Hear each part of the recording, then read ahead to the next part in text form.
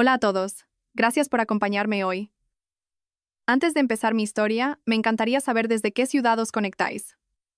No dudéis en compartirlo en los comentarios. Así que, si tenéis un momento, servíos una taza de café o quizás algo un poco más fuerte.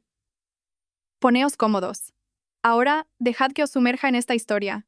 Todo comenzó en lo que debería haber sido un martes perfectamente normal, incluso triunfante. El aire acondicionado del hotel en Madrid zumbaba una melodía grave y solitaria, un suspiro mecánico que parecía hacer eco del vacío de la habitación.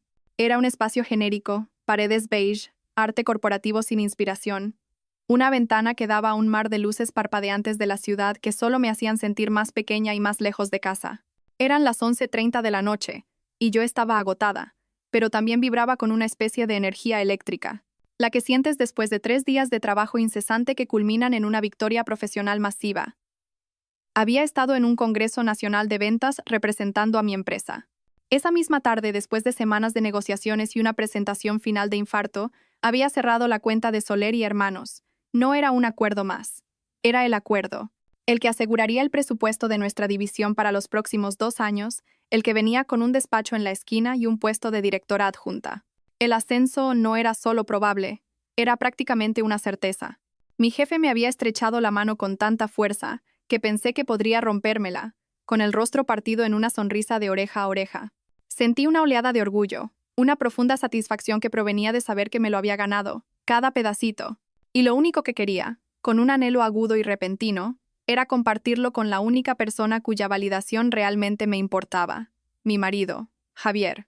Javier y yo llevábamos casados 10 años, una década sólida y cómoda. Llevábamos juntos 12 años, desde que éramos prácticamente unos críos, abriéndonos paso a trompicones por nuestros 20 y pocos. Él era mi roca, mi mejor amigo, mi otra mitad. Era el hombre que recordaba que odiaba el cilantro, el que siempre podía hacerme reír con una cara tonta cuando estaba estresada, el que me había cogido de la mano durante el susto de salud de mi padre hacía 2 años. Habíamos construido una vida juntos, una vida hermosa y cuidadosamente construida en una tranquila urbanización en las afueras. Nuestra casa era nuestro santuario, lleno del aroma de su café por la mañana y el sonido de rock FM que siempre tenía puesto. Nuestra vida tenía un ritmo, predecible y seguro, o eso había creído con cada fibra de mi ser. Mi propia familia de origen era una historia diferente. Era más complicada, una red de resentimientos tácitos y fachadas cuidadosamente mantenidas. En el centro de esa red estaba mi hermana menor, Clara. Decir que éramos diferentes sería quedarse corto. De pequeñas, Clara era el sol, y yo era el planeta atrapado en su atracción gravitatoria. Ella era la guapa, la encantadora, la que podía iluminar una habitación y tener a todo el mundo comiendo de la palma de su mano en minutos. Yo era la callada, la responsable, la que sacaba buenas notas y seguía las reglas. Nuestra madre, Isabel, era la arquitecta de esta dinámica. Nunca perdía la oportunidad de resaltar nuestras diferencias, siempre enmarcándolas de una manera que me hacía sentir inferior. «Ay, Elena, eres tan sensata», decía, dándome una palmadita en el brazo, y yo sabía que era su código para sosa o aburrida. Luego se volvía hacia Clara. Su rostro se suavizaba, su voz se volvía melosa. «Y tú, mi niña, tienes una luz que simplemente brilla, un alma tan artística». Justo antes de planear llamar a Javier, había hecho la llamada obligatoria a mi madre. Había ido exactamente como esperaba. Yo estaba rebosante con mi noticia, las palabras salían a borbotones. «Mamá, no te lo vas a creer. He conseguido la cuenta de Soler y Hermanos. Es el mayor contrato en la historia de la empresa». Hubo una pausa. «Ah», dijo, su voz distante, como si le acabara de decir el tiempo que hacía. «Qué bien, cariño. Muy práctico». «¿Te conté que Clara está pensando en apuntarse a clases de cerámica?» Vio un taller cerca de su piso. «Tiene unas manos tan maravillosamente artísticas. Sé que se le dará de maravilla». Un dolor sordo y familiar se instaló en mi pecho. Era una sensación que había arrastrado desde la infancia. «Genial, mamá», dije, mi emoción anterior desinflándose como un globo. «Seguro que sí». Colgué el teléfono, sacudiendo la cabeza para despejar la frustración. No importaba. Lo que importaba era Javier. Su orgullo por mí era mi escudo contra los pequeños cortes del mundo. Hice clic en su nombre en mi portátil, y la pantalla cobró vida con un timbre familiar. Su rostro apareció y mi corazón se alegró al instante. Su pelo oscuro estaba desordenado, como si hubiera estado pasándose las manos por él, y llevaba mi jersey gris favorito suyo, el que hacía que sus ojos azules parecieran aún más brillantes. «Ahí está mi superestrella», dijo. Su voz un sonido cálido y profundo que me hizo sentir instantáneamente más cerca de casa. No me tengas en ascuas. Cuéntamelo todo. Me recosté contra la montaña de almohadas del hotel, acunando el portátil, y se lo conté todo. La tensa reunión final, el momento en que el cliente dijo que sí, el apretón de manos, la reacción de mi jefe. Él escuchaba atentamente, sus ojos brillaban de orgullo. Esa es mi chica, dijo cuando terminé, su sonrisa tan amplia que le hacía arrugar los ojos en las comisuras. Nunca lo dudé ni por un segundo. Tenemos que celebrarlo cuando vuelvas. Una celebración de verdad. Así éramos nosotros. Esta era nuestra unión. Él era mi mayor fan, mi más firme aliado. El pensamiento era tan reconfortante como una manta cálida. Me contó su día y luego mencionó que acababa de volver de cenar con sus padres, Carmen y Antonio. Eran los padres que siempre había deseado. Amables, genuinamente interesados, y me trataban no como a una nuera, sino simplemente como a su hija. El amor que me mostraban era un ancla tranquila y constante en las aguas a menudo turbulentas de mi familia. Todo en ese momento parecía perfecto, seguro. Era la paz sobrecogedora e inconsciente en la cima de una montaña rusa, justo antes de la aterradora caída. Así que pregunté, hundiéndome más en las almohadas, sintiendo cómo el agotamiento de los últimos días finalmente comenzaba a remitir, reemplazado por un cálido y feliz resplandor. ¿Qué tal la cena con tus padres? ¿Hizo tu madre su famosa lasaña? Se me antoja un montón. Aún mejor, dijo Javier, y su sonrisa parecía tan genuina, tan despreocupada. Probó esa nueva receta de pollo al horno que le enviaste. Dijo que fue un éxito rotundo. Ambos me dijeron explícitamente que te dijera que te echan de menos una barbaridad y que no pueden esperar a que vuelvas a casa. Mi padre ya está planeando una barbacoa de celebración por tu ascenso. Una oleada de afecto me invadió. Carmen y Antonio. Eran simplemente los mejores. A diferencia de mi propia madre, ellos veían mi ambición no como un rasgo poco femenino, sino como algo digno de admiración y aliento. Hablamos otros 10 minutos más o menos, la conversación serpenteando por los temas fáciles y cómodos de un matrimonio de muchos años. Hablamos de un grifo que goteaba para el que tenía que llamar a un fontanero, una película divertida que había visto, las decoraciones navideñas ridículamente grandes de los vecinos que ya estaban poniendo aunque solo era octubre. Era mundano, era normal. Éramos nosotros. Entonces, él miró algo justo fuera del alcance de la cámara. Espera un segundo, cariño, dijo, frunciendo ligeramente el ceño. Creo que he oído algo abajo. Probablemente solo el gato de la señora García metiéndose en los cubos de basura otra vez. Comenzó a levantarse y, en ese simple y fluido movimiento, todo se desmoronó. El portátil había estado apoyado en su regazo y, al levantarse, se inclinó precariamente. El ángulo de la cámara se desvió hacia abajo. Por una fracción de segundo, vi la familiar textura de gotelé de nuestro techo del dormitorio. Luego bajó más, un barrido vertiginoso a través de la extensión de nuestra cama de matrimonio. Nuestra impecable funda nórdica blanca, mi lado de la cama, mis almohadas ahuecadas justo como a mí me gustaban. Y descansando sobre mi almohada, brillando bajo la cálida luz de mi lámpara de noche, había un teléfono. No era un teléfono negro como el de Javier, no era mi propio teléfono plateado, que estaba en la mesita de noche a mi lado en Madrid. Este teléfono estaba encerrado en una funda transparente muy específica, muy distintiva. Una funda llena de delicadas flores prensadas de lavanda y margaritas. Era una funda personalizada. Conocía cada diminuta flor de esa funda, porque había pasado 2 horas en Etsy diseñándola yo misma.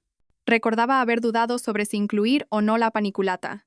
Recordaba la pequeña emoción que sentí cuando llegó, sabiendo cuánto le encantaría a mi hermana. Era la funda de teléfono que le había regalado a Clara por su 27 cumpleaños justo el año pasado. El tiempo se detuvo. El aire en mis pulmones se convirtió en fragmentos de cristal. Fue una sensación física, una congelación repentina y violenta desde dentro hacia afuera, tan intensa que me hizo jadear.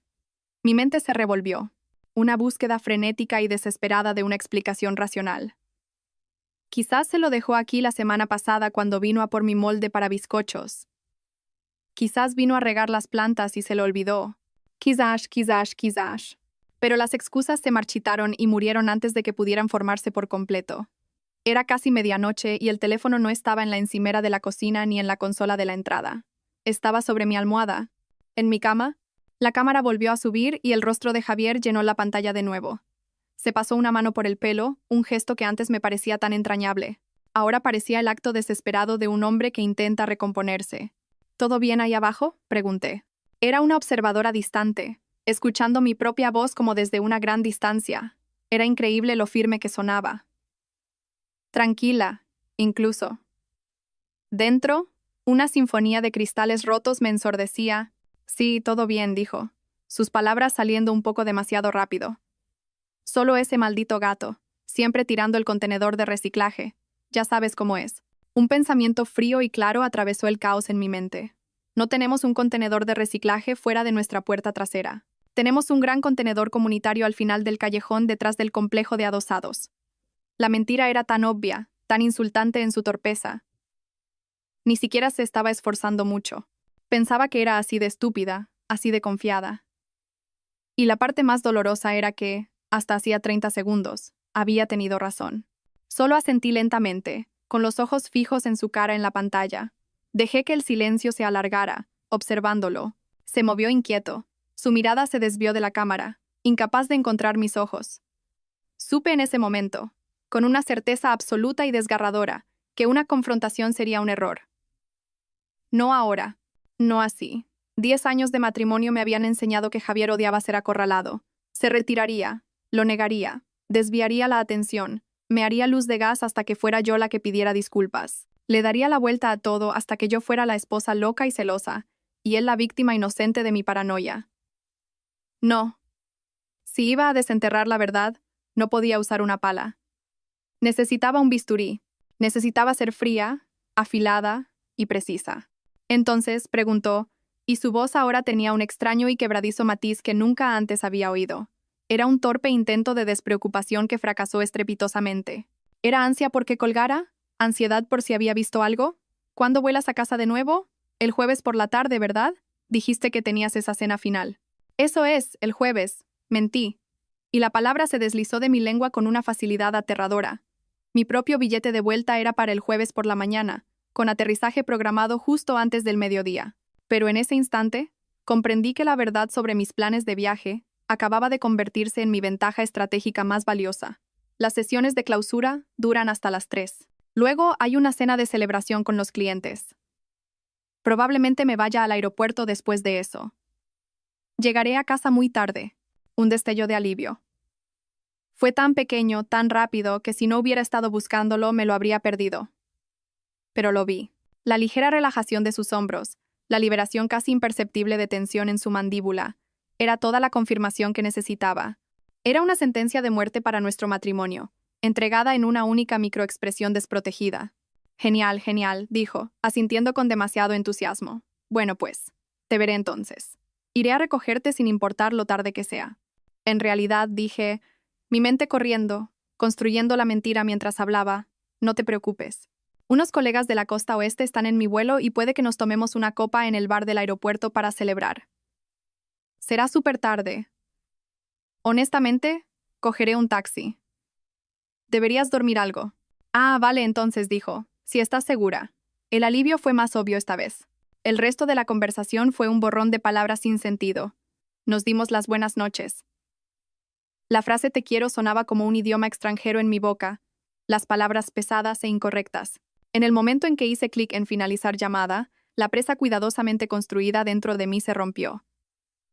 La pantalla se volvió negra y mi propio reflejo me devolvió la mirada. La mujer de negocios serena y exitosa de hace 20 minutos había desaparecido. En su lugar había una extraña, una mujer con un rostro tan pálido y duro como el mármol, sus ojos muy abiertos con una aterradora claridad fría. La imagen de ese teléfono de lavanda en mi almohada estaba grabada a fuego en el interior de mis párpados. El teléfono de mi hermana, mi marido en mi cama. Las 3 frases se repetían en mi mente, un mantra tóxico y repetitivo de traición. La criatura que había imaginado antes ahora tenía un nombre, y era una hidra con 2 caras que había amado y en las que había confiado más que en nadie en el mundo, y estaba devorando mi vida desde dentro. Por un momento pensé que iba a vomitar. Una oleada de náuseas caliente y ácida subió por mi garganta. Me levanté y fui al baño, agarrándome al frío mármol del tocador, y simplemente respiré. Adentro. Afuera. Adentro. Afuera. Las lágrimas eran un lujo que no podía permitirme. La rabia era un fuego que me consumiría antes de que pudiera usarlo. Lo que necesitaba ahora era hielo. Necesitaba ser un glaciar, lento, frío e imparable. Mis dedos, sorprendentemente firmes, se movían con un propósito extraño y distante. Me senté de nuevo en el escritorio, abrí mi portátil y navegué hasta el sitio web de la aerolínea. Mi corazón martilleaba contra mis costillas, un pájaro frenético atrapado en una jaula, pero mis manos eran precisas. Buscar mi reserva, cambiar vuelo. La pantalla mostró una lista de opciones. La más temprana disponible salía a las 6:15 a.m. de mañana por la mañana. Aterrizaba a las 10:27 a.m. Hice clic. Confirmado. El correo electrónico de confirmación apareció en mi bandeja de entrada un segundo después. Estaría en casa antes del mediodía. Paso 1. Completado. Ahora, el paso 2. Cogí mi teléfono, mi pulgar flotando sobre mi lista de contactos. Mi primer instinto fue llamar a mi mejor amiga, Sofía, para contarle toda la sórdida historia, para llorar y gritar y dejar que me dijera que no estaba loca. Pero no podía. Aún no. Esto no era algo de lo que pudiera hablar. Esto era algo que tenía que hacer. Pasé de largo el nombre de Sofía. Pasé de largo el de mi madre. Mi dedo se detuvo en Carmen, mi suegra. Miré el reloj de la mesita de noche. Era casi medianoche en casa, pero sabía que ella y Antonio a menudo se quedaban despiertos hasta tarde leyendo o viendo películas antiguas. Pulsé el botón de llamada antes de poder dudarlo. Contestó al segundo tono. Su voz un bienvenido sonido de calidez y genuina preocupación.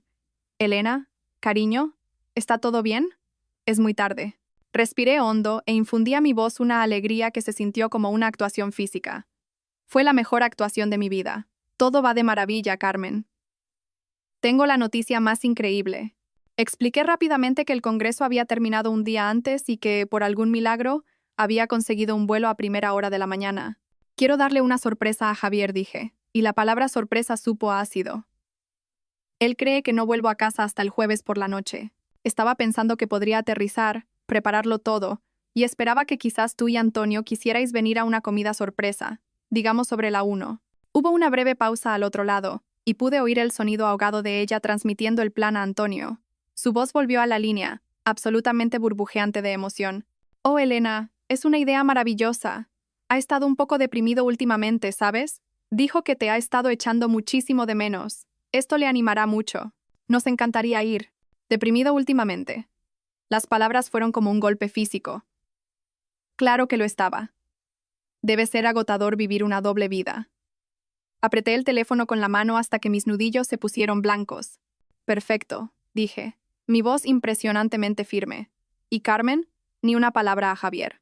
Realmente quiero que sea una sorpresa. Mis labios están sellados, cariño, prometió, su voz llena de alegría conspiradora. Oh, esto será muy divertido. Nos vemos mañana, corazón. Después de colgar, un nudo frío y duro de determinación se instaló en mi estómago. Ahora, la parte más difícil. Respiré hondo otra vez y marqué el número de mi madre, Isabel. Contestó con un suspiro audible, como si mi llamada fuera una imposición. Elena, ¿sabes qué hora es? Hola, mamá, dije, manteniendo mi voz tan ligera y alegre como pude. Siento llamar tan tarde, pero tengo una sorpresa. Vuelvo a casa mañana temprano. Mi vuelo llega por la mañana. Ah, dijo. La falta de entusiasmo fue un pinchazo familiar, pero esa noche apenas lo noté. Qué repentino. Sí, bueno, quería hacer algo especial para la familia. Voy a dar una pequeña comida sorpresa de bienvenida en casa y esperaba que tú y papá pudierais venir sobre la 1. También voy a invitar a Carmen y Antonio. Contuve la respiración esperando su respuesta. ¿Mañana a la 1? Repitió, y pude oír el escepticismo en su voz. No sé, Elena. Creo que Clara podría necesitar mi ayuda con su currículum mañana. Está pensando en un nuevo rumbo profesional. Déjame que hable con ella. La casual y automática priorización de los vagos planes potenciales de su otra hija sobre mi invitación concreta era la historia de mi vida, pero esa noche servía a mi propósito. Mamá, dije, mi voz endureciéndose lo suficiente para captar su atención. Es importante. ¿Realmente quiero que tú y papá estéis allí? Debió de oír el filo inusual en mi voz, porque cedió. Está bien. Supongo que podemos estar. Será agradable ver a Javier. ¿Viene Clara? Eso espero, dije, la mentira suave como el cristal pulido. Quiero darles una sorpresa a ambos. Eso pareció satisfacerla. Vale, pues nos vemos mañana. Colgamos. Me levanté y empecé a hacer la maleta. Mis movimientos eran precisos, robóticos. Doblé mis blusas de trabajo con pliegues afilados. Coloqué mis zapatos en sus bolsas de tela. Cada objeto que metía en la maleta se sentía pesado, como una piedra cayendo en un pozo. Puse mi alarma para las 4:30 a.m. Luego me acosté encima de la cama de hotel perfectamente hecha, mirando el techo en blanco, mi mente un torbellino de escenarios feos y caóticos. No lloré, no grité. El momento para eso llegaría más tarde. Ahora solo existía el plan. La alarma de las 4:30 a.m. fue un sonido brutal y penetrante en la silenciosa habitación del hotel. Saqué las piernas de la cama sin posponerla. Dormir había sido imposible de todos modos. Había pasado la noche en un estado extraño e inquieto, mi mente negándose a apagarse, eligiendo en su lugar atormentarme con una repetición en alta definición de cada señal de alerta que había ignorado ciega y estúpidamente durante el último año. El viaje en taxi al aeropuerto de Madrid-Barajas fue un borrón de calles oscuras y vacías, y el bajo murmullo de una emisora de noticias. El aeropuerto en sí era un oasis de luz artificial en la penumbra del amanecer, ya zumbando con la tranquila energía de los viajeros madrugadores. Me moví a través de las colas de facturación y seguridad en piloto automático, un fantasma en la máquina. Compré un café solo grande y una botella de agua en un kiosco cerca de mi puerta de embarque y me senté, mirando por la gran ventana al personal de tierra preparando el avión. Mi mente, sin ser invitada, continuó su despiadada excavación del pasado. Estaba esa barbacoa familiar en nuestra casa hace 2 meses, un día de verano perfecto. Había estado dentro ayudando a Carmen a sacar bandejas de comida. Cuando salí a la terraza los vi, Javier y Clara.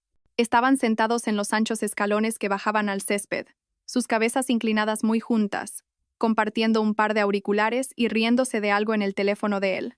Su brazo estaba colocado casualmente a lo largo del respaldo del escalón detrás de ella, sus dedos a apenas unos centímetros de la piel desnuda de su hombro. Había sentido un pequeño y fugaz pinchazo de algo. Molestia. Parecía demasiado íntimo de alguna manera, pero lo descarté al instante. No seas ridícula, Elena, me dije. Es su cuñado. Son amigos. Simplemente estás cansada. Ahora, el recuerdo estaba cubierto por un brillo siniestro y aceitoso. Y luego estaba el asunto del pañuelo de seda. Fue hace unos 6 meses.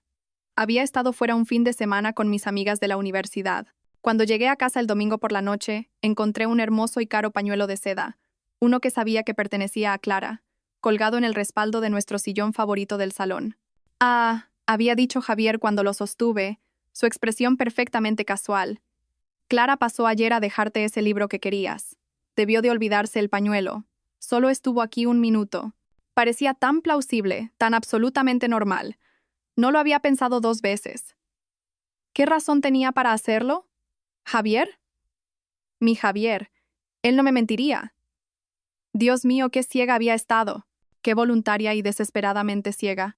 Y mi madre, su papel en toda esta repugnante obra, se estaba volviendo más claro y monstruoso con cada recuerdo que desenterraba. Su constante estribillo. Debería ser más amable con Clara, Elena. La vida es más difícil para las chicas guapas, ¿sabes? Ella te admira mucho. Su adulación hacia Javier. Javier es tan maravilloso con tu hermana. Es como el hermano mayor que nunca tuvo. Él realmente entiende su temperamento artístico. ¿Era posible que ella lo supiera? ¿Había visto las señales también y había elegido ignorarlas? O peor, lo sabía, y, de alguna manera retorcida, lo había alentado, feliz de que su preciosa y especial hija fuera el centro de atención, incluso si era la de mi marido. El pensamiento era tan feo, tan vil, que sentí una nueva oleada de náuseas. La llamada de embarque para mi vuelo resonó por el intercomunicador, sacándome de mi tóxico ensueño. Me levanté, me colgué el bolso al hombro y me uní a la fila de pasajeros. Mientras me sentaba en mi asiento de ventanilla, viendo cómo el suelo se alejaba a medida que el avión ascendía hacia el cielo del amanecer, sentí una extraña sensación de desapego. La mujer que era ayer, la esposa feliz, exitosa y confiada, se había ido. Había muerto en una estéril habitación de hotel en Madrid a las 11:37 p.m. La mujer que ocupaba su lugar era una extraña para mí. Era fría, era metódica, y volaba a casa no para salvar su matrimonio, sino para realizarle una autopsia. Y se iba a asegurar de que todos los implicados estuvieran presentes para presenciar la causa de la muerte. El avión aterrizó unos minutos antes de lo previsto, tocando tierra en la familiar pista de mi aeropuerto de origen. Mientras caminaba por la terminal, me movía con un nuevo e inquietante sentido del propósito. Era un soldado en una misión y cada paso era deliberado. Fui directamente al baño del aeropuerto, pero no para refrescarme. Necesitaba ver mi propia cara. Me paré frente al espejo brillantemente iluminado y me miré larga y detenidamente. La mujer que me devolvía la mirada estaba pálida, sus ojos sombreados por el agotamiento y un dolor tan profundo que parecía antiguo. Pero había algo más allí también. Una dureza inquebrantable en mi mandíbula que nunca antes había visto. Este no era el rostro de una víctima. Este era el rostro de un ajuste de cuentas. Llamé a un taxi y el alegre «¿A dónde, señora?» del conductor pareció venir de otro universo. No le di mi dirección. Primera parada, dije. Mi voz plana. Es una dirección en las afueras. Le di la dirección de Carmen y Antonio.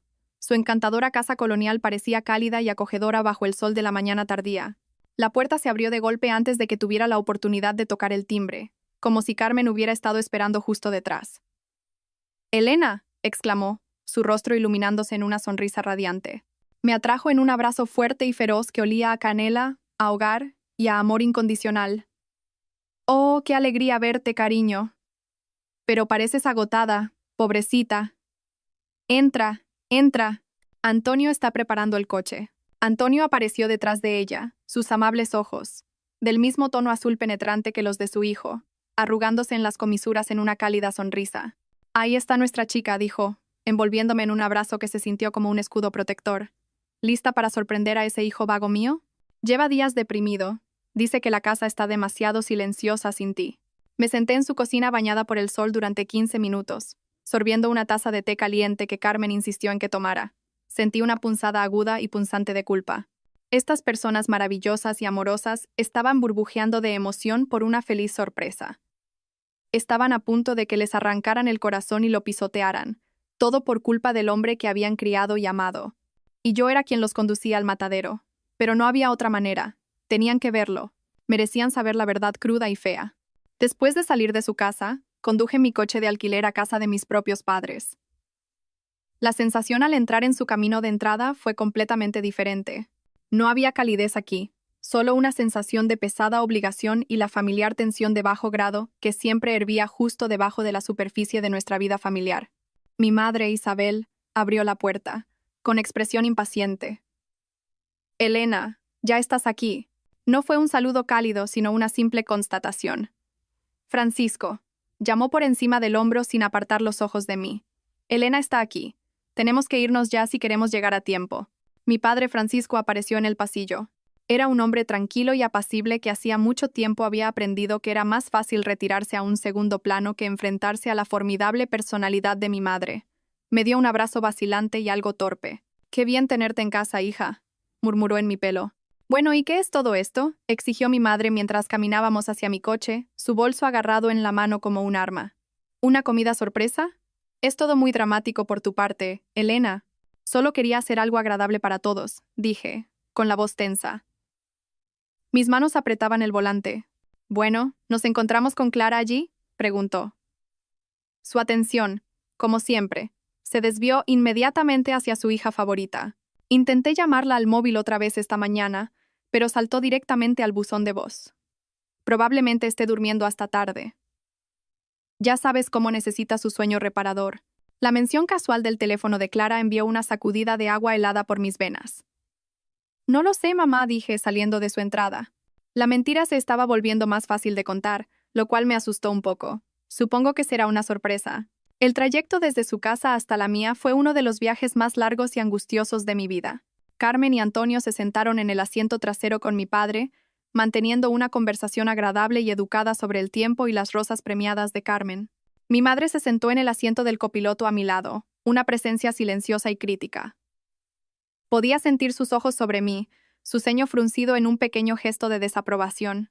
Era como si pudiera sentir la tormenta que se gestaba justo debajo de mi fachada de calma, pero no pudiera comprender su origen. No tenía ni la más remota idea de que estaba siendo conducida en primera fila a la implosión de su propia familia. Y mientras dábamos la última vuelta para entrar en mi calle, una parte fría, oscura y vengativa de mí no podía esperar a que lo viera. El trayecto de 8 kilómetros desde la casa de mis padres hasta la mía se sintió como cruzar un desierto árido y hostil. El aire dentro del coche era denso y sofocante. Un extraño cóctel de alegría forzada y tensión latente. Desde el asiento trasero, la charla ligera y feliz de Carmen sobre su club de jardinería era una banda sonora surrealista para la tormenta que se desataba dentro de mí.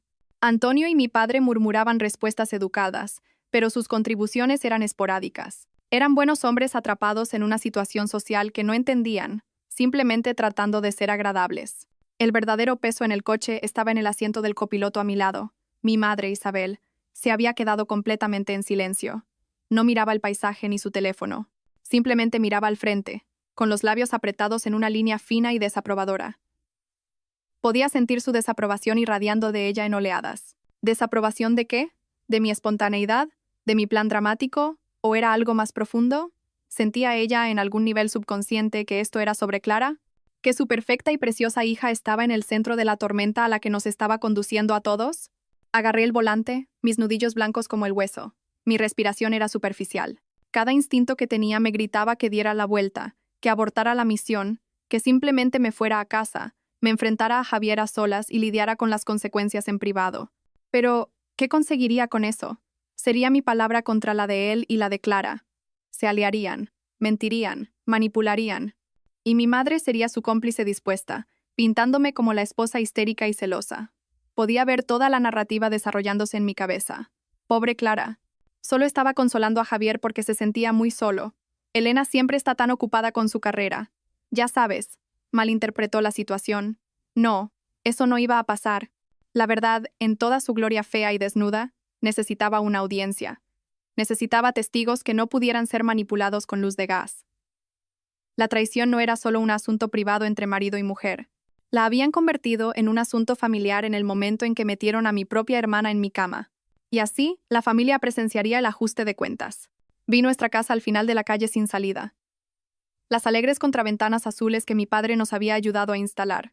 El magnífico roble en el jardín delantero que Javier y yo habíamos plantado juntos en nuestro primer aniversario. Un pequeño arbolito entonces, ahora un imponente símbolo de... ¿Qué?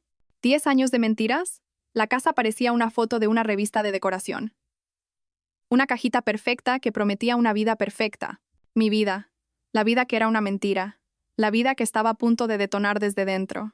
Aparqué en la entrada, justo detrás del sedán negro de Javier. Su coche estaba aquí. Por supuesto que lo estaba. ¿Dónde más iba a estar un miércoles por la mañana? Apagué el motor y el repentino silencio fue ensordecedor. De acuerdo, todos, dije.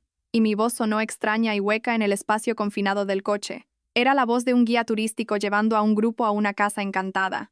Recordad, tenemos que estar absolutamente en silencio. Quiero grabar su reacción. Sostuve mi teléfono, mi pulgar flotando sobre el icono de la aplicación de video. ¿Era una mentira? ¿Una pieza necesaria de puesta en escena? Era la excusa que necesitaba para tener el teléfono listo. Todos asintieron, sus rostros una mezcla de anticipación y confusión. Les eché un último vistazo. Carmen y Antonio, radiantes de amor por el hijo que estaba a punto de romperles el corazón. Mi padre, con aspecto vagamente incómodo, pero siguiéndome la corriente. Mi madre, su expresión una máscara de impaciencia, como si todo esto fuera una frívola pérdida de su tiempo. Ninguno de ellos tenía ni idea de que estaban a segundos de que su mundo se pusiera completamente patas arriba. Salí del coche. Mis piernas se sentían extrañamente inestables, como si no me pertenecieran del todo. Caminé hacia la puerta principal, la llave se sentía fría y pesada en mi mano temblorosa. La deslicé en la cerradura. Giró con un clic suave y familiar. El sonido de una llave abriendo una tumba. Tomé una última respiración profunda y temblorosa, y empujé la puerta. La casa estaba en silencio, un silencio profundo y antinatural que se sentía mal para la mitad de un día de semana. El aire estaba quieto y cargado. Lo primero que vi, la primera pista que confirmó mis temores más oscuros, fue un abrigo de mujer. Era una elegante gabardina de color camel, del tipo que Clara codiciaba. Nunca la había visto antes, pero gritaba su estilo. Estaba arrojada descuidadamente sobre el respaldo del sillón antiguo de nuestra entrada, el que mi abuela me había dejado en su testamento. Una pieza de la historia de mi familia, ahora profanada. Oh, dijo Carmen suavemente detrás de mí, su feliz sonrisa finalmente vacilando mientras asimilaba la escena. ¿Tiene visita? Antes de que pudiera formular una respuesta, los agudos ojos de mi madre se clavaron en el suelo, junto a la base de las escaleras. Vaya, mira eso, dijo. Y había una nota extraña e indescifrable en su voz. No era sorpresa, era reconocimiento. Esos son los zapatos de Clara. Se los compré el mes pasado por su cumpleaños. Tirados en el pulido suelo de madera, quitados con el tipo de prisa que sugería urgencia, había un par de zapatos de tacón de aguja rojos y brillantísimos, la firma de Clara. una oleada de náuseas calientes y acres me invadió. El abrigo, los zapatos. Las pruebas se acumulaban pieza por pieza condenatoria antes de que hubiéramos dado 5 pasos dentro de mi casa. Mi padre y Antonio intercambiaron una mirada confusa y profundamente incómoda. Los últimos vestigios de un ambiente festivo se habían evaporado por completo, reemplazados por un silencio espeso y ansioso que era casi tan fuerte como un grito. Todos me miraban ahora, con los ojos muy abiertos con preguntas tácitas. Mantuve mi rostro como una máscara en blanco. No ofrecí ninguna explicación, ninguna tranquilidad, simplemente levanté lentamente un solo dedo hacia mis labios, indicándoles que permanecieran en absoluto silencio. Luego señalé hacia arriba, hacia las escaleras, y en ese preciso momento, lo oímos. Comenzó como un bajo murmullo de voces desde el segundo piso, desde la dirección del dormitorio principal. Luego, el sonido que quedaría grabado en mi memoria por el resto de mi vida, la risita ligera y despreocupada de una mujer. Era un sonido que conocía desde que era un bebé, la risita de mi hermana, y fue seguida un segundo después por la risa más profunda y retumbante de Javier en respuesta.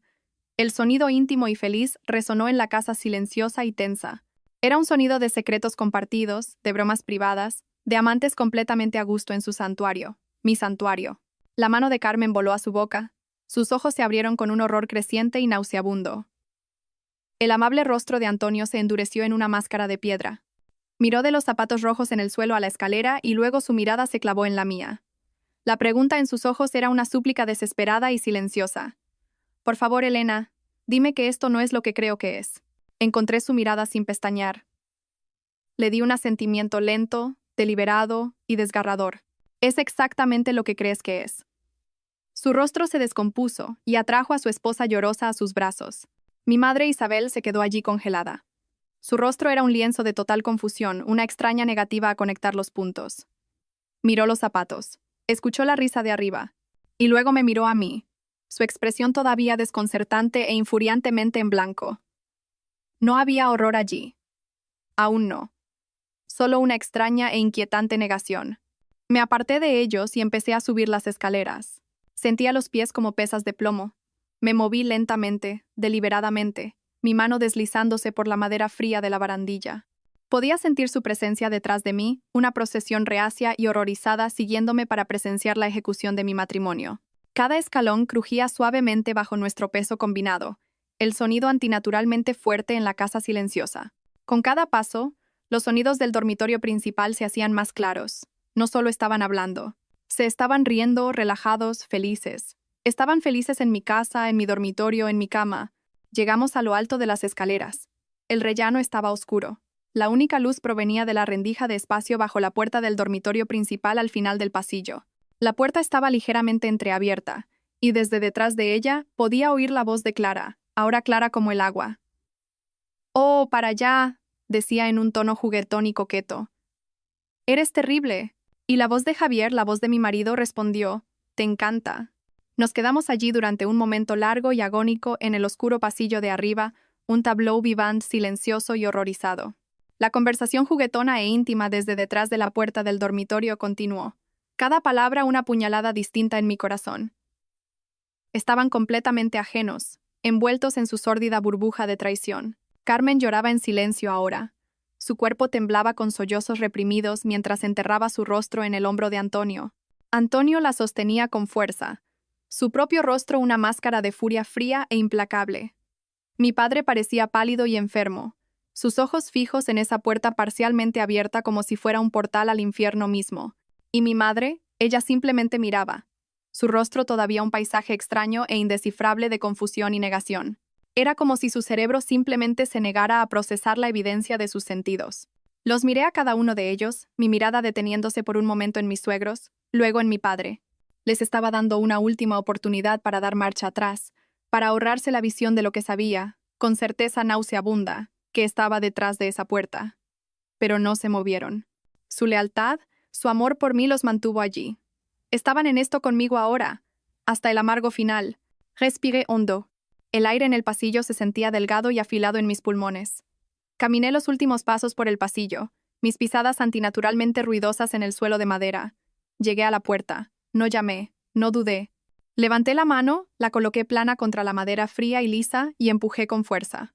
La puerta se abrió hacia adentro con un golpe sordo, estrellándose contra la pared interior.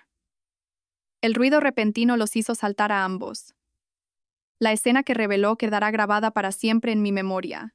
Una instantánea horrible e inolvidable de la mayor traición de mi vida. La habitación era un desastre. Había ropa tirada por el suelo. La camisa de Javier, el vestido ligero de Clara. 2 copas de vino vacías estaban en mi mesita de noche, junto a la foto de nuestra boda. Las cortinas estaban echadas, sumiendo la habitación en una luz tenue y sórdida de la tarde. Y allí, en medio de nuestra cama, mi cama, la cama donde dormía, soñaba y amaba, estaban mi marido y mi hermana. Estaban enredados juntos bajo las sábanas, apoyados contra las almohadas, con un portátil abierto frente a ellos. Estaban desnudos. Sus hombros desnudos se tocaban. El largo pelo rubio de Clara era un halo desordenado alrededor de su cabeza. Por un solo latido de corazón prolongado, el mundo dejó de moverse. El único sonido era el frenético y aterrorizado latido de la sangre en mis oídos. Entonces Clara levantó la vista de la pantalla del portátil. Su sonrisa juguetona se congeló y luego se desvaneció. Sus ojos se abrieron de puro terror animal al vernos de pie en la puerta. Yo, su madre llorando, su padre atronador, mis padres en estado de shock. El color se le fue de la cara, dejando una máscara pastosa y aterrorizada. Dejó escapar un pequeño grito ahogado, e instintivamente intentó subir el edredón blanco para cubrirse el pecho desnudo. Javier se giró, molesto por la interrupción, siguiendo su mirada aterrorizada. Cuando vio a la multitud reunida en la puerta de su dormitorio, se quedó boquiabierto. Su rostro se transformó de una relajada satisfacción a un pánico absoluto con la mandíbula desencajada. Parecía como si le hubiera caído un rayo. Elena susurró, su voz un murmullo ronco e incrédulo. ¿Qué? ¿Qué haces aquí? Se supone que estabas en Madrid hasta el jueves. La pura e inmitigada estupidez de su pregunta, el absoluto descaro de que se centrara en mis planes de viaje frente a este apocalipsis, fue lo que finalmente rompió el hechizo horrorizado. Un sonido escapó de mis labios. No fue una palabra, no fue un sollozo, fue una risa seca, quebradiza y sin humor que sonó como seda rasgándose. Claramente, dije, y mi voz era tan fría y afilada como un fragmento de hielo. Volví antes. La habitación, que se había congelado en un estado de shock, estalló en una caótica sinfonía de vergüenza y furia. Carmen dejó escapar un sollozo ahogado que era mitad jadeo, mitad lamento, enterrando su rostro más profundamente en el hombro de Antonio. Mi padre, Francisco, retrocedió físicamente un paso, una mano volando a su pecho como si le hubieran disparado. Javier y Clara se revolvieron en la cama, un patético y frenético enredo de miembros y sábanas blancas, tratando desesperadamente de cubrir su desnudez. Era una danza torpe e indigna de vergüenza. «Mamá». «Papá», balbuceó Javier, sus ojos saltando salvajemente entre sus padres, su rostro una grotesca máscara de pánico e incredulidad. «Esto no es. Os juro que esto no es lo que parece. ¿Puedo explicarlo?» «¿Explicar?» La voz de Antonio era un retumbar bajo y peligroso que parecía hacer temblar los cimientos.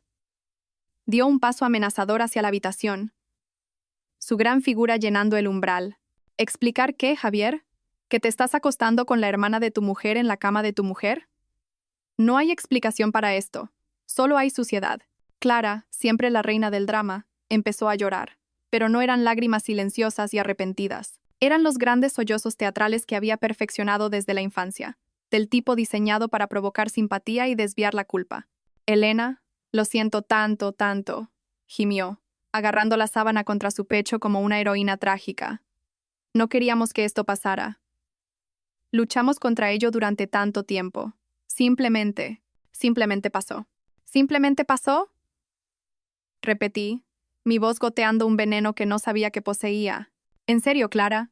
¿Simplemente pasó cuando te quitaste el vestido? ¿Simplemente pasó cuando te metiste en mi cama? ¿Durante cuánto tiempo ha estado esto simplemente pasando a mis espaldas? Ella solo lloró más fuerte, negándose a mirarme a los ojos, escondiéndose detrás de su cortina de pelo rubio.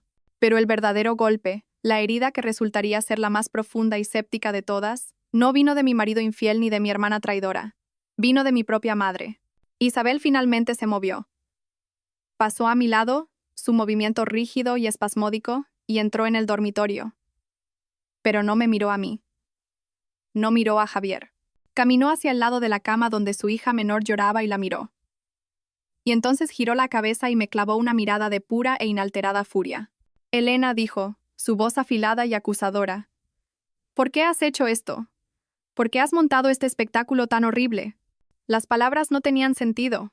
La miré, estupefacta, mi mente negándose a procesar lo que acababa de oír. ¿Qué? Mamá, ¿has oído lo que acabas de decir? ¿Que yo he montado esto? Míralos. Ellos hicieron esto. Podrías haber manejado esto en privado, siseó, sus ojos ardiendo con un extraño fuego protector. Pero era un fuego que ardía por la hija equivocada. Podrías haber sido una adulta al respecto, pero no. Tuviste que arrastrarnos a todos aquí. ¿Sabías lo sensible que es tu hermana? ¿Tenías que humillarla así delante de todo el mundo? Esto es simplemente cruel, Elena. Absolutamente cruel. El mundo se inclinó sobre su eje y giró hacia la negrura. Mi marido me había traicionado. Mi hermana me había traicionado. Y ahora, en el momento más doloroso y devastador de mi vida, mi propia madre estaba de pie entre los escombros, señalando con el dedo no a los perpetradores, sino a mí. Se me culpaba por descubrir la verdad, por exponer su secreto repugnante e imperdonable. Fue en ese momento que algo dentro de mí, una cosa frágil y esperanzada que había sobrevivido a 32 años de abandono y críticas, finalmente se hizo añicos para siempre. La parte de mí que había pasado toda una vida buscando desesperadamente su aprobación, que había anhelado una sola migaja de su amor incondicional, simplemente murió. Se marchitó y se convirtió en polvo. Carmen, bendita sea. Levantó su rostro surcado de lágrimas del hombro de su marido. ¿Estás loca, Isabel? Sollozó, su voz espesa de incredulidad y asco. ¿Has perdido la cabeza? Tu hija acaba de encontrar a su marido en la cama con tu otra hija, ¿y a ti te preocupa la humillación? Elena es la víctima aquí. Tu hijo. Escupió la palabra a Javier, su voz llena de veneno, y tu hija son personas despreciables y moralmente corruptas. Antonio señaló con un dedo tembloroso y autoritario a Javier.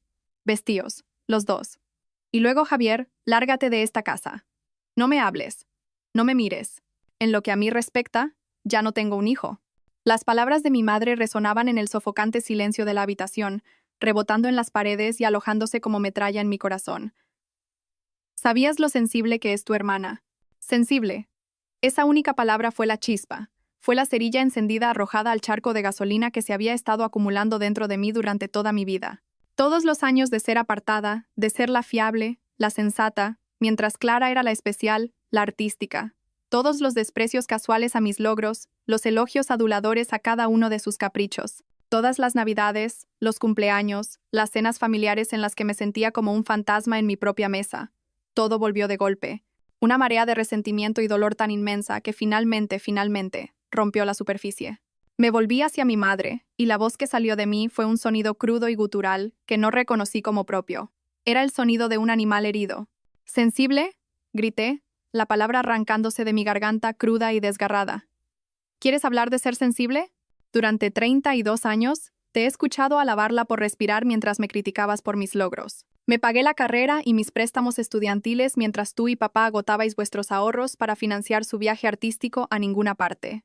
Me mordí la lengua cada vez que comparabas mi trabajo estable con su espíritu libre, cada vez que me hiciste sentir que no era suficiente, que era una decepción porque no era ella. Todo mi cuerpo temblaba con una rabia tan pura y candente que era purificadora. Señalaba con un dedo tembloroso a Clara, que ahora se encogía detrás de Javier, la viva imagen del victimismo patético. Y esto es lo que hace.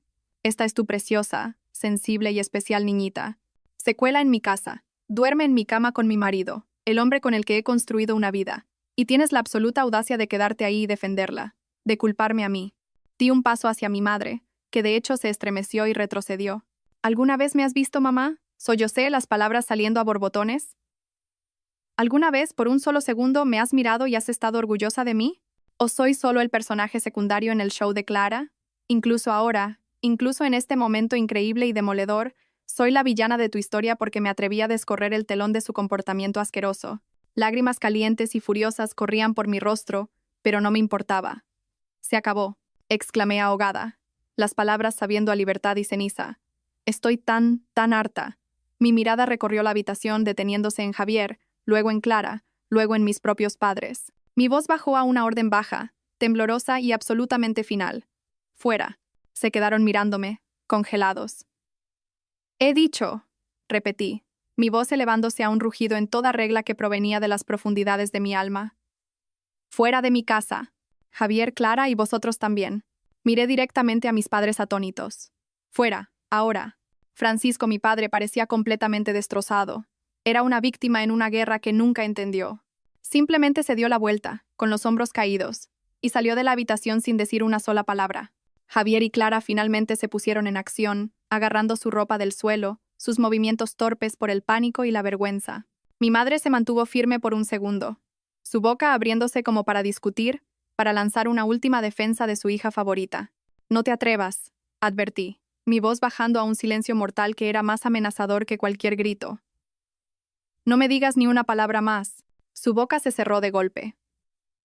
Me miró, su rostro una extraña mezcla de ira y conmoción, y luego giró sobre sus talones y siguió a mi padre fuera de la habitación.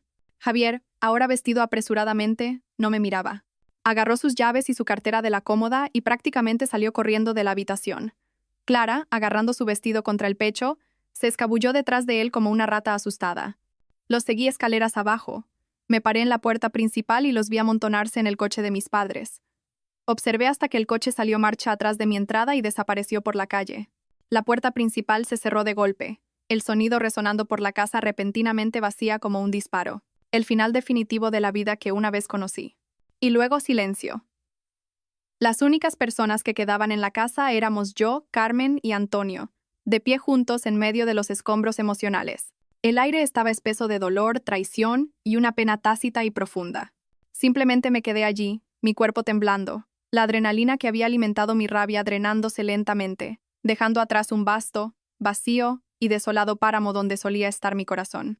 Sira, si sigues escuchando, si me has seguido hasta este lugar oscuro, silencioso y roto, por favor, hazme un favor.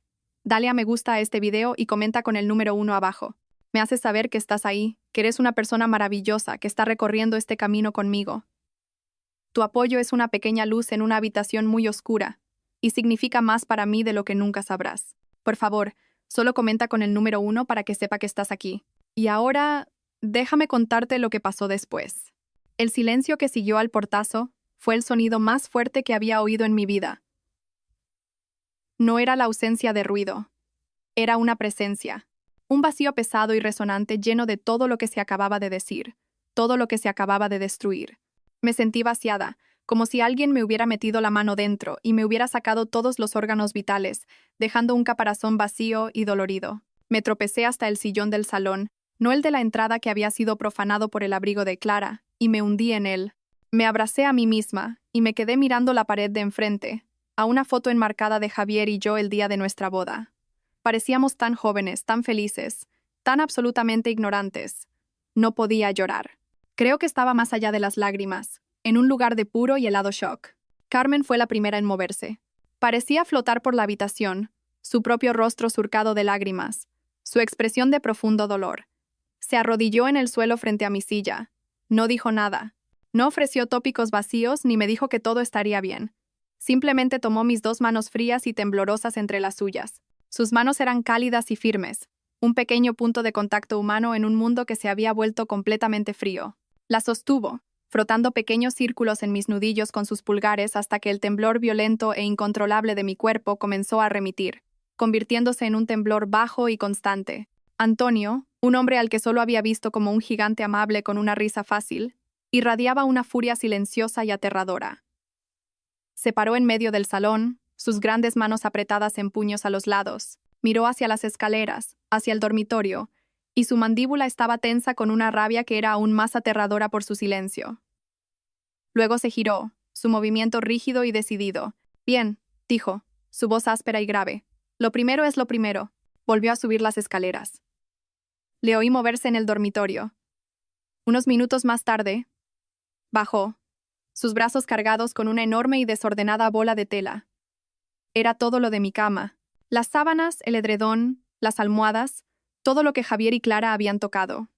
Lo llevaba con una expresión de absoluto asco, manteniéndolo alejado de su cuerpo como si fuera un residuo radiactivo. «Vamos a quemar esto», dijo, su voz plana y final. «Vamos a sacar toda esta suciedad de tu casa ahora mismo». Y eso fue lo que hicimos. En una hora extraña, surrealista y profundamente catártica, los 3 trabajamos en casi silencio. Antonio llevó el bulto de ropa de cama profanada al brasero de metal del jardín que normalmente usábamos para las hogueras de verano. Lo roció con líquido de encendedor y sin ceremonia dejó caer una cerilla sobre él. Las llamas cobraron vida con un silbido, consumiendo los símbolos de mi traición en una columna de humo negro y grasiento. Mientras el fuego ardía fuera, Carmen fue al armario de la ropa blanca y volvió con un juego de sábanas limpias y frescas, las perfumadas con lavanda que reservaba para el cuarto de invitados. Desnudó el colchón. Luego, juntas, las dos rehicimos mi cama. El simple acto doméstico fue a la vez agonizante y profundamente sanador. Alisamos las sábanas, metimos las esquinas y ahuecamos las nuevas almohadas. Los estábamos borrando. Estábamos reclamando mi espacio, una pequeña y deliberada acción a la vez. Mientras yo recorría la casa, recogiendo las pocas cosas que Clara había dejado atrás. Sus zapatos rojos, su abrigo, un pintalabios caro del tocador del baño, Carmen bajó y empezó a hacer una cafetera nueva. El olor rico, familiar y reconfortante comenzó a llenar la casa. Un pequeño acto de normalidad que empujaba contra la atmósfera sórdida y fea que habían dejado atrás. Nos sentamos en la mesa de mi cocina, los tres, sorbiendo café solo caliente de tazas que se sentían demasiado pesadas en nuestras manos. El silencio ya no era resonante. Ahora era más suave, un espacio compartido de dolor. Elena, dijo finalmente Antonio, su voz profunda y espesa por una emoción que luchaba por controlar. Lo siento muchísimo. No sé qué decir. Miro lo que hizo y él es. No es el hombre que criamos. No sé quién es esa persona. No es vuestra culpa. Susurré, las palabras arañando mi garganta en carne viva. Nada de esto es vuestra culpa. Vosotros, Carmen y tú, habéis sido más una familia real para mí de lo que la mía lo ha sido nunca. Carmen extendió la mano sobre la mesa, su mano cubriendo la mía. Su tacto era firme, me anclaba. Somos tu familia, Elena, dijo con fiereza, sus ojos clavados en los míos, exigiendo que la creyera. Eso no cambia. ¿Me oyes? Nada de lo que ha pasado hoy cambia eso. Si acaso, lo hace más fuerte. En las horas que siguieron, se convirtieron en mi escudo, mis defensores, mi familia. No se apartaron de mi lado. Me ayudaron a llamar a un cerrajero 24 horas para cambiar todas las cerraduras de la casa inmediatamente. Se sentaron conmigo, una presencia silenciosa y de apoyo, mientras hacía la llamada telefónica más difícil de mi vida, a una abogada de divorcios muy recomendada, cuyo número Antonio había encontrado en Internet. Pidieron pizza cuando Carmen se dio cuenta, alrededor de las 7 de la tarde, de que ninguno de nosotros había comido en todo el día. Cuando finalmente se prepararon para irse, tarde esa noche, mucho después de que hubiera caído la oscuridad, Carmen me abrazó con fuerza en la puerta. Llámanos para lo que sea, ordenó suavemente. Lo digo en serio. Si te despiertas a las 2 a.m. o a las 4 a.m. y no soportas estar sola, nos llamas. Estaremos aquí en 20 minutos. No estás sola en esto. Esa noche, dormí en el cuarto de invitados. No pude obligarme a dormir en mi propia cama, ni siquiera con las sábanas limpias con olor a lavanda. Me quedé despierta durante horas, mirando la oscuridad, los horribles acontecimientos del día, repitiéndose en un bucle implacable y de alta definición en mi mente. La traición era un dolor físico, un dolor profundo y persistente que comenzaba en mi pecho y se irradiaba por todo mi cuerpo. Pero debajo del peso aplastante del dolor, algo más comenzaba a crecer, una semilla pequeña, fría y dura de resolución. Habían intentado destruirme, habían intentado romperme, no se lo permitiría. Los días que siguieron fueron un borrón surrealista y agotador de tareas administrativas y un profundo agotamiento emocional. El mundo fuera de mi puerta principal recién asegurada seguía moviéndose, pero mi propia vida se había detenido en seco. Pedí una baja de emergencia en el trabajo, incapaz siquiera de contemplar enfrentarme a mis colegas o fingir que mi vida no acababa de implosionar. Mi primera reunión con mi abogada de divorcios, una mujer aguda, impecablemente vestida y sin rodeos llamada Sra. Romero, fue a la vez un alivio y una dura dosis de realidad. Me senté en su despacho estéril y moderno y le conté toda la historia. Mi voz plana y desprovista de emoción, solo recitaba hechos. Escuchó atentamente, su expresión indescifrable, tomando notas ocasionalmente en un bloc de notas legal. Cuando terminé, dejó el bolígrafo y me miró, sus ojos suavizándose por primera vez. Elena, dijo, su voz firme pero amable. Primero, siento profundamente que estés pasando por esto. Lo que has descrito es una profunda doble traición. Segundo, hiciste absolutamente lo correcto al asegurar testigos. Hace que el aspecto de la culpa en esto sea mucho más claro. Explicó que el acuerdo prematrimonial que Javier y yo habíamos firmado años atrás era sólido, pero su flagrante infidelidad, especialmente con un miembro de la familia, nos daba una ventaja significativa. Me aseguró que el proceso debería ser relativamente sencillo. Fue todo menos eso. 2 días después de que presentara la demanda, comenzó el contraataque. Javier, aparentemente asesorado por mi madre y mi hermana, contrató a un abogado notoriamente agresivo conocido por sus tácticas de tierra quemada. La primera carta llegó por mensajero. Era una obra maestra de luz de gas legal. Afirmaba que Javier tenía derecho a la mitad de todo, incluida la casa. Argumentaba que la entrada, que provenía de una sustanciosa herencia que recibí de mi querida abuela, debería considerarse un regalo marital y, por lo tanto, sujeta a división.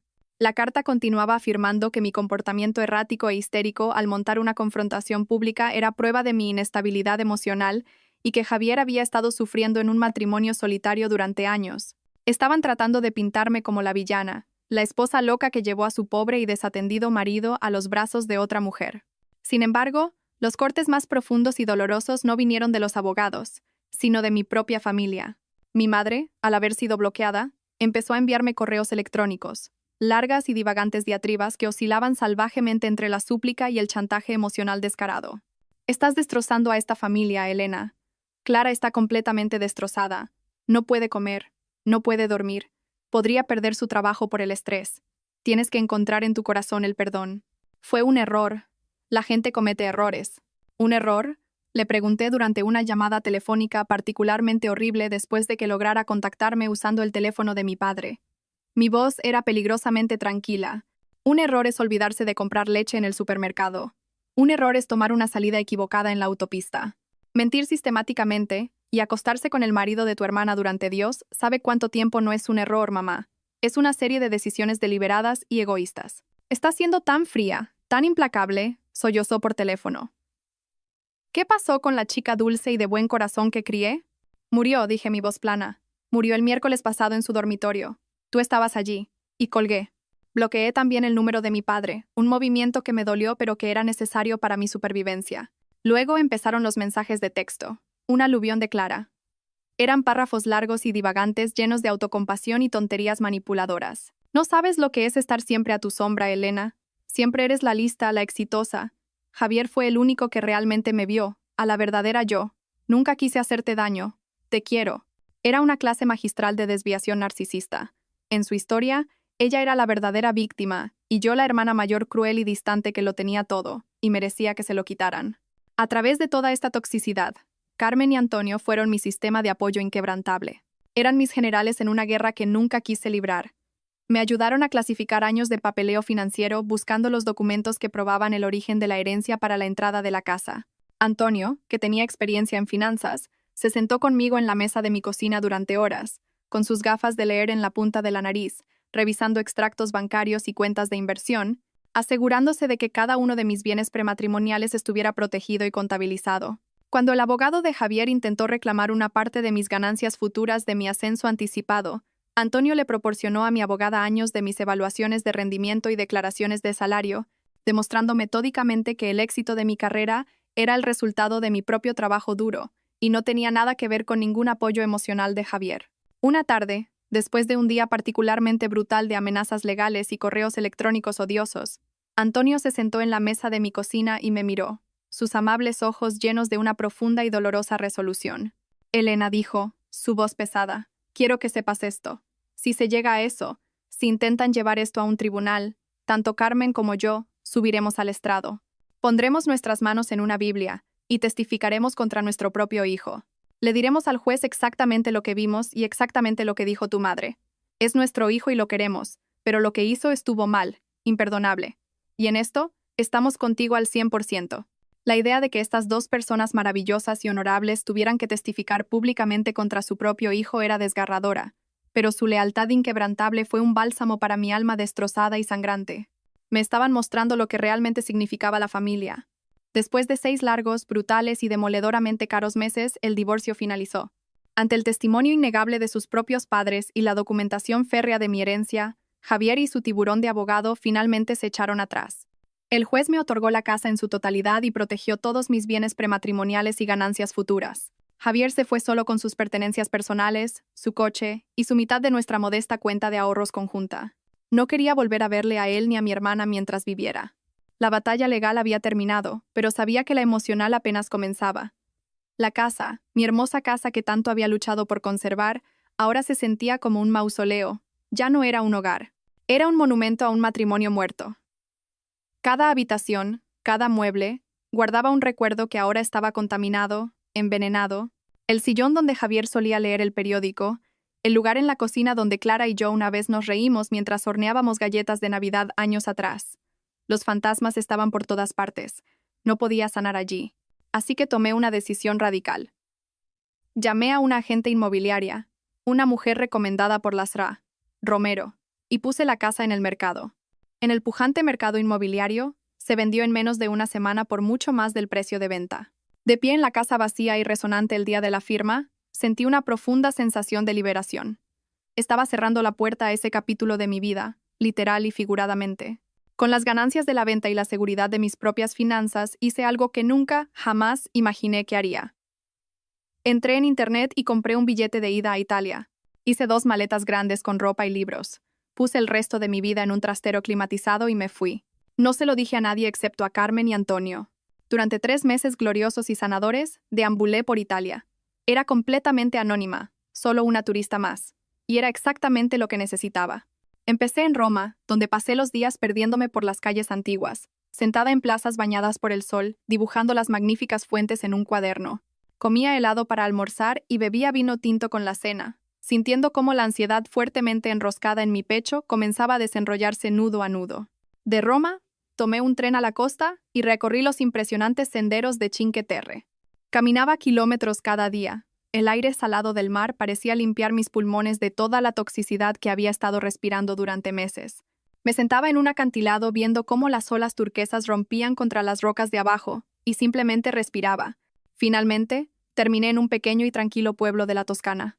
Alquilé una pequeña habitación en una antigua casa de campo de piedra y me inscribí en una clase de cocina de una semana. La impartía una alegre y redonda abuela llamada la abuelita Sofía, que no hablaba ni una palabra de español. Nos comunicábamos a través de gestos, risas y el lenguaje universal de la comida.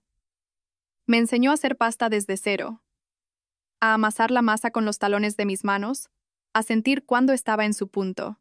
En el calor de su cocina, cubierta de harina, sentí un destello de alegría por primera vez en lo que pareció una vida.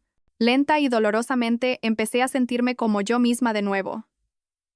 O más bien, empecé a descubrir quién era, sin los títulos definitorios de esposa, hermana o hija.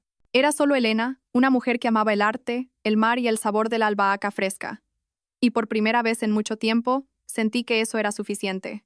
Una tarde, sentada en un café al aire libre en Florencia, disfrutando de un café solo, revisé mi correo electrónico por primera vez en semanas. Escondido entre el correo basura había un mensaje de mi padre. Era la primera comunicación directa que tenía con él desde aquel horrible día. El asunto era simplemente: lo siento. Mi mano tembló al abrirlo. El correo era corto, solo unas pocas frases. No ponía excusas por mi madre ni por Clara. No pedía mi perdón. Simplemente decía que lamentaba su silencio, su debilidad, por no haberme defendido cuando más lo necesitaba. Decía que había fracasado como padre y que viviría con ese arrepentimiento el resto de su vida. Dijo que esperaba que algún día volviera a encontrar la felicidad. Me quedé allí mirando mi teléfono mientras las lágrimas corrían por mi rostro. Pero no eran lágrimas de ira o tristeza. Eran lágrimas de una liberación silenciosa y agridulce. Era una pequeña grieta de luz en una puerta que pensé que había sido sellada y cerrada para siempre. No respondí. No estaba lista para eso, pero tampoco borré el correo. Cuando finalmente regresé a España, no volví a mi antigua ciudad. Los fantasmas allí eran demasiado numerosos. Me mudé a una ciudad pequeña y encantadora a unas horas de distancia, un lugar conocido por su vibrante escena artística y sus hermosos parques. Me mudé a Salamanca. Era un lugar donde nadie conocía mi historia. Encontré un adosado encantador en una calle arbolada, uno con un pequeño jardín descuidado en la parte de atrás que podía ser mío. Y empecé de nuevo. Mi nueva vida era tranquila, y apreciaba la paz.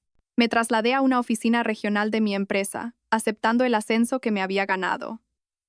Mis nuevos colegas fueron acogedores y lentamente comencé a construir un pequeño círculo de amigos. Pero mi verdadera familia, mi ancla, seguían siendo Carmen y Antonio. Venían a visitarme al menos una vez al mes. Su coche siempre cargado de comida casera y cosas para mi nueva casa. Me ayudaron a elegir muebles. Me aconsejaron sobre qué flores plantar en mi jardín. Se sentaban conmigo en mi nuevo patio simplemente hablando durante horas. Eran mi constante, mi prueba de que el amor no requería un linaje de sangre compartido.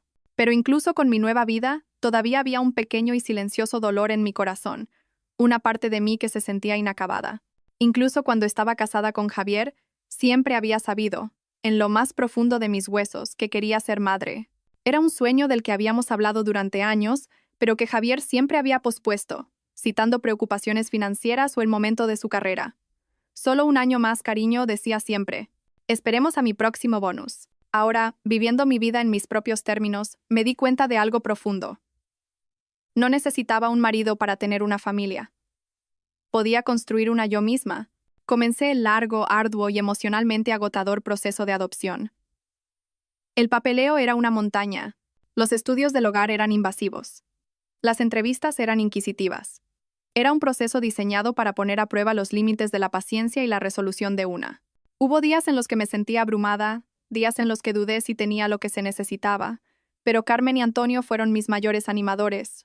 Escribieron referencias de carácter brillantes y sentidas para mí.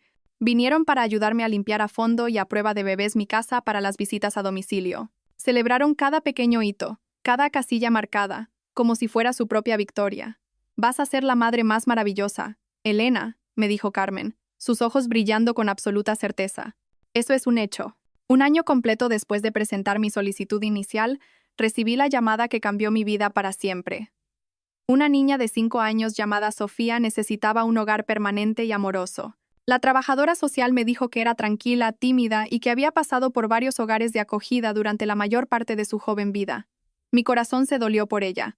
La primera vez que la conocí en una sala de juegos estéril y de colores brillantes en la agencia de servicios sociales, se escondió detrás de las piernas de la trabajadora social, sus grandes ojos marrones asomándose a mí con una mezcla de miedo y curiosidad. No la apresuré. Simplemente me senté en el suelo a unos metros de distancia y empecé a hablar con ella, no sobre nada importante, solo sobre el zapato rojo brillante que llevaba y el dinosaurio de aspecto amigable de su camiseta. Le pregunté si su dinosaurio tenía nombre. Negó con la cabeza tímidamente. Le dije que pensaba que parecía un Fernando. Una pequeña sonrisa asomó a sus labios. Después de unos 20 minutos dio un paso vacilante hacia mí. Supe en mi corazón en ese mismo momento, con una certeza que me sacudió hasta la médula, que ella era mi hija. 3 meses después, tras un torbellino de trámites legales finales y visitas de transición, la adopción se formalizó. Sofía vino a casa. El día que la traje a su nuevo hogar para siempre, Carmen y Antonio estaban allí esperando en el porche delantero. Sofía estaba nerviosa, su manita agarrada con fuerza a la mía. Vi la ansiedad en sus rostros también. Deseaban desesperadamente que esto saliera bien. Antonio sostenía un oso de peluche gigante y esponjoso, casi tan grande como Sofía. Carmen sostenía un plato de sus famosas galletas con pepitas de chocolate, todavía calientes del horno. No la agobiaron ni la abrumaron con preguntas. Simplemente se arrodillaron a su nivel. «Hola, Sofía», dijo Antonio, su voz profunda y suave. «Es un placer conocerte. Este amigo de aquí me dijo que buscaba un nuevo hogar, y pensé que podría gustarle tu habitación. Y he oído», añadió Carmen con una cálida sonrisa, «que puede que te gusten las galletas». Dejaron que ella marcara el ritmo, y en una hora, Sofía le estaba dando a Antonio un solemne recorrido por su nuevo dormitorio rosa y morado, y sentada en el regazo de Carmen en el gran y cómodo sillón, escuchando una historia sobre un valiente ratoncito. Mi corazón, que pensé que había quedado permanentemente marcado y roto, sentí que se estaba recomponiendo, más fuerte que antes. Esta era mi familia, una familia construida no sobre sangre, biología u obligación, sino sobre puro amor incondicional y elección. Era la cosa más hermosa, poderosa y real que había conocido jamás. Los años que siguieron fueron los más felices y plenos de mi vida. El tranquilo adosado ya no era tranquilo. Estaba lleno de los sonidos de la risa de una niña, de canciones de princesas, del ritual nocturno de los cuentos antes de dormir. Ver a Sofía crecer y florecer fue un regalo por el que agradecía al universo cada día. La niña tímida y retraída que había conocido en aquella sala de juegos desapareció, reemplazada por una niña divertida, brillante e increíblemente amable, que amaba bailar, pintar y hacer 1.000.000 de preguntas por minuto. Celebramos su 8º cumpleaños con una gran y caótica fiesta en nuestro jardín. El pequeño jardín que había cultivado minuciosamente a lo largo de los años estaba en plena floración, un estallido de color. Los amigos de Sofía del colegio corrían bajo el aspersor, sus gritos de alegría llenando el cálido aire de verano. Carmen y Antonio, a quienes Sofía había bautizado instantánea y cariñosamente como Nana y Papa, estaban al mando de la parrilla, volteando hamburguesas y perritos calientes. Mi padre, Francisco, también estaba allí. Nuestra relación era un trabajo en progreso silencioso. Después de mi regreso de Italia se había puesto en contacto de nuevo. Quedamos para tomar un café. Fue incómodo y doloroso, pero fue un comienzo.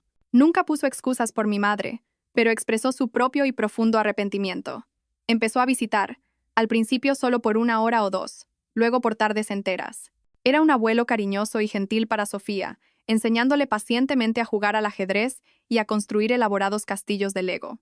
Nuestra relación no era lo que había sido, pero era algo nuevo, algo honesto, y por ahora, eso era suficiente. Mi madre y Clara eran un recuerdo lejano y doloroso de otra vida. Me enteré a través de mi padre, en una conversación breve y cortante, de que se habían mudado a otra comunidad autónoma hacía unos años. Aparentemente, Javier había seguido a Clara hasta allí, pero su relación había sido tumultuosa y finalmente había implosionado de manera dramática. No ofreció detalles, y yo no los pedí. Su vida era su propia historia, y ya no tenía ninguna relación con la mía. Ya no sentía nada por ellos, ni ira, ni tristeza, solo una vasta y silenciosa indiferencia. Eran extraños que compartían parte de mi ADN.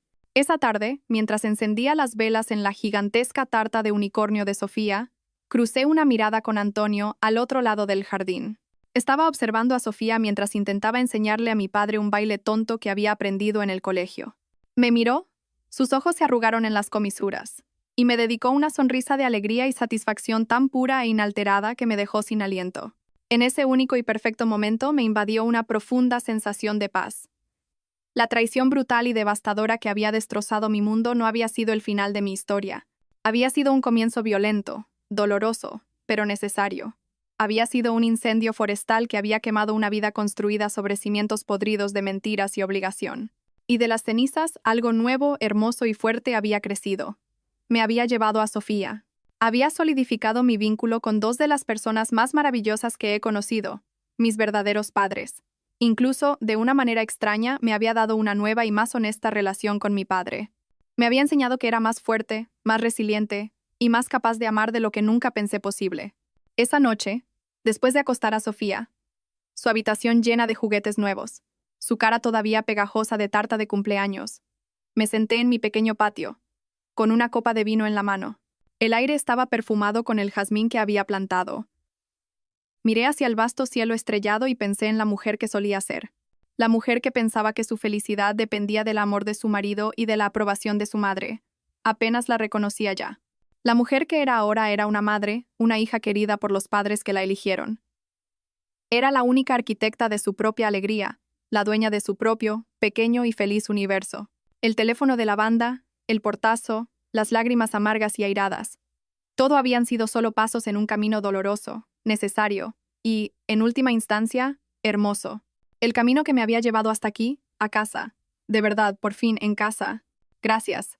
Gracias por escuchar mi historia, por sentaros conmigo en las partes oscuras. Si habéis pasado por algo similar, si alguna parte de esto ha resonado en ese lugar oculto de vuestro propio corazón, por favor sabed que no estáis solos. A veces, las heridas más profundas, las traiciones más impensables, son las mismas cosas que nos llevan a nuestras mayores fortalezas y a nuestras vidas más auténticas. Por favor, si os sentís cómodos, compartid vuestros pensamientos o un pedazo de vuestra propia historia en los comentarios de abajo.